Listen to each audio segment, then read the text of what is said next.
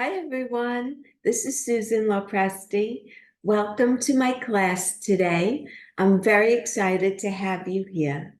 For those of you who haven't met me yet, I'm a holistic health coach, a Reiki and meditation practitioner, and I like to work with mature women who are noticing changes in how they look and how they feel.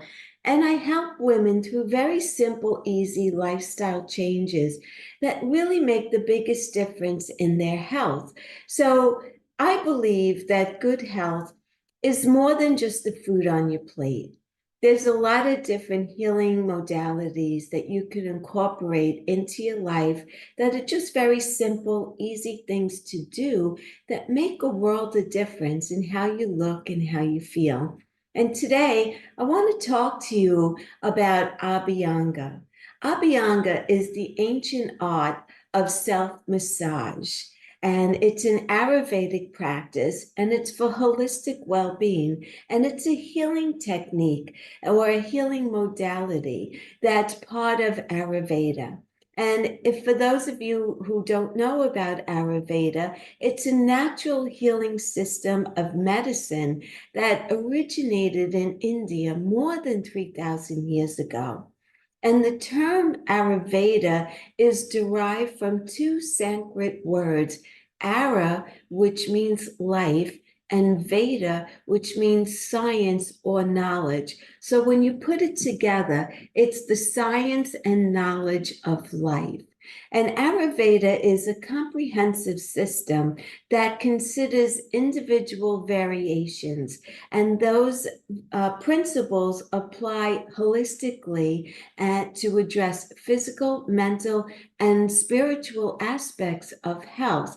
Now, I'm not going to get into the different variations of us right now. That's called doshas, and that's a class for another day. I just want to talk about one of the healing modalities today. But basically, a dosha is our constitution, what our makeup is all about. And there's three of them, and a lot of people will fall into two of those categories. Seldom will you be just one, and seldom will you be all three, but there is a likelihood about that. But today, I want to talk about one practice of Ayurveda that's called Abhyanga. And Abhyanga is a Sanskrit term that translates to self-massage or oil massage. And Abhyanga is a traditional Ayurvedic self-massage technique that's been practiced for thousands of years for the physical, mental, and spiritual well-being that comes from it. So let's look at the benefits of Abhyanga. First of all, some of the physical benefits is that it improves blood circulation, it enhances our lymphatic drainage system, which I've talked about here before, and the importance of our lymphatic drainage system. So we have to help to enhance it all the time. And Abhyanga is one of the ways that we could do that. Abhyanga also promotes joint flexibility, which as we're aging, is so important to be able to keep our joints healthy, where they're not painful to kneel down or pick something up or, bend our elbows or reach for the sky. We want to keep our joints flexible and healthy. And then it also helps to nourish the skin. It makes it soft and supple. So those are the physical benefits. The mental and the emotional benefits is that it calms our nervous system, right? Anytime that you touch your skin, you're calming yourself down. There's another process that's called havening, and it's the same thing where you're touching your skin and you're just relaxing yourself. It helps to reduce stress and anxiety, and it enhances mental clarity, and it also promotes better sleep. And so we know that all of that I just mentioned is so vital for good health, especially sleep and mental clarity, and to be calm and not stressed out. It's so important to do whatever we can to reduce stress. Stress creates inflammation in our body. It just wreaks havoc on our whole system. So if we could practice a simple routine such as Abhyanga to get all of those benefits, why wouldn't you try it, right? So let's start with what the technique is all about. First, you get to choose your oil that you like, but mostly it's sesame oil, coconut oil, almond oil, or any kind of herbal oils of your choice, right? And you want to establish a daily routine. And you can do a consistent routine. There's two best times of the day to do Abhyanga. Ideally, if you could do it twice a day, that's great. But if not, choose one of these two. So morning is for energizing and evening is for relaxation. So if you can't do both, pick one that you could fit into your schedule where you don't feel rushed or stressed out, like, oh, I have to do it now. So maybe the evening is the better time. And you want to make it a mindful and self-care ritual. So, excuse me, here's the general technique of an Abhyanga massage. You always want to start from your head down.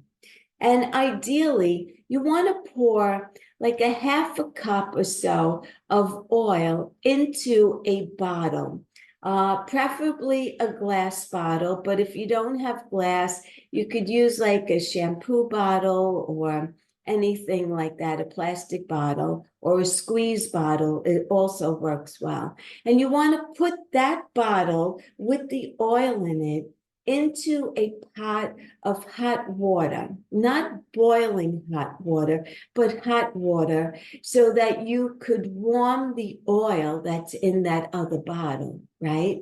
Once the oil is warm, you may want to test it first, just a drop to make sure that it's not super hot, but you don't want it to be cold either. So just right. And what you want to do is you want to start at the top of your head and you want to pour some of the oil on your head into your scalp. And then you want to massage your scalp in a circular motion and just give yourself a full head massage, right? In circular motion. And then you want to go down to your face. You want to go down to your forehead and just continue to do that circular motion, right? Circular. And go to your eyes,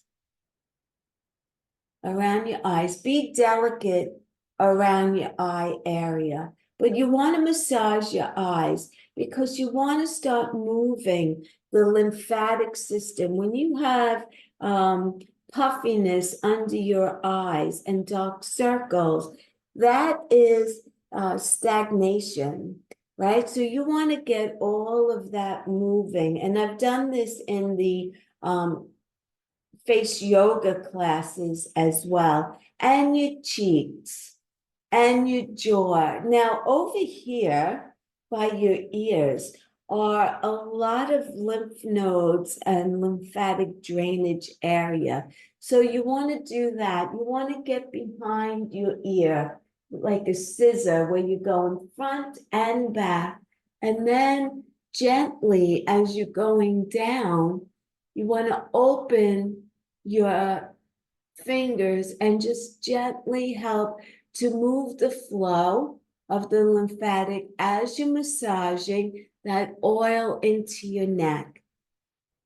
And you just continue all the way down. And then you want to massage your chest and your abdomen, moving in a clockwise circular strokes, right? So your trunk and inward along your ribs on both sides, along your stomach, clockwise over your stomach. Your digestive system runs clockwise as well. So when you're just, let me stand up for this so you can maybe see me more, massaging in this fashion, you're helping to move everything in your colon and get things moving to relieve constipation if you have any constipation. And then you want to along your ribs, right? And then go to your back wherever you could reach. Do your butt, right? Do your butt, do the backs of your legs, go straight down, long motions on your arms and your legs. And when you get to your joints, you want to pay extra attention in your joints and just help to loosen them up. And maybe you're moving as you're massaging. Whatever feels right for you. We're all different. So you may have a lot of pain in your joints, and maybe it's not possible to be doing all of that. But whatever you can be doing is helpful. And you just want to continue, like I said, on your joints in a circular motion. You want to work your way down your legs, go to your feet, massage your feet, including your toes and the soles of your feet, and get all of that, just feeling flexible and massaging. Your feet carry you every day through your day. Give them some love and give them some attention. And when you're done massaging, ideally, if you could relax for 10 minutes and just let that oil soak into your skin and absorb in, right? And just let it, so 10 minutes, that's all you really need. And then take a warm bath or shower and just use a gentle cleanser to remove the oil, the excess oil. And I will tell you there are some precautions. Let me start with that. If you are pregnant or postpartum, you may want to speak to your doctor. Chances are they're going to tell you not to do it. If you have any kind of skin conditions or allergies, consult with your healthcare professional. If you're uncertain about anything in regards to your health, if you're on prescription medications, if you feel that maybe you should speak to your doctor, whatever it is, always ease your mind, consult with your healthcare professional before you get into this. But if you're perfectly fine and it's not harmful in any way, it's a beautiful, relaxing ritual that just tells yourself that you matter most, right? We need to remind ourselves how important we are. We find everybody else is so important to us, but we need to be important to ourselves as well. So beyond Abhyanga, Ayurvedic lifestyle embraces a holistic approach to well-being, right? This is just one aspect that I'm talking about today, but it encompasses a lot. It's balanced nutrition. They believe strongly in the practice of yoga. They believe strongly in this healing modality about meditation and also proper sleep.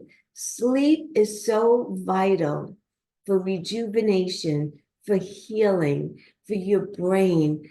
It just matters on so many different levels. Even your digestion is affected by the quality of your sleep. And then also they believe in connecting with nature. And that is so vital as well. And for any of you that have the luxury of living in a very natural environment, it's such a beautiful thing. If you are not lucky enough to live in an environment that's surrounded by nature and trees and water and different wildlife, make it a habit to find time to get into that type of an environment. It is so important to connect with nature and also understanding your own unique needs as well, because we're all different. And in this class, I'm not getting into the constitutions of Ayurveda, but I will say that in Ayurveda, they believe that we are made up of 3 different constitutions. right? And usually people are a mixture of two, and then sometimes you're also a mixture of all three. I happen to be all three. So again, in closing, I do want to remind you that if you're interested in practicing this ritual and you feel apprehensive because of a condition that you may have, just clear your mind, call your doctor, call your healthcare professional, run it by them. And once they give you the green light, go ahead and do it. And I'm sure that you will absolutely love the process. I also want to tell you that there are across the country a lot of Ayurveda centers, and a lot of times where practitioners do it for you right in the office, like it's a whole wellness studio. So you may want to look into that as well. But I just want to thank you so much for taking your time out of your busy day to give me your attention. And I just want to encourage you to embrace this ancient practice of Abhyanga for a healthier and a more balanced life. Please be sure that you follow me here. Subscribe so that anytime I post a new class, you'll be notified. Also, you could go to my website, www.susanlopresti.com. From there, you could schedule a free 30-minute health assessment with me, and you're under no obligation at all to continue. You can find my blog, you could get access to my podcast, and like I said, you could have a free 30-minute health assessment with me. You could see all of my health coaching programs that I have available, and you could also schedule a private Reiki session with me as well. So until the next time, thank you again for listening, and take good care, everyone.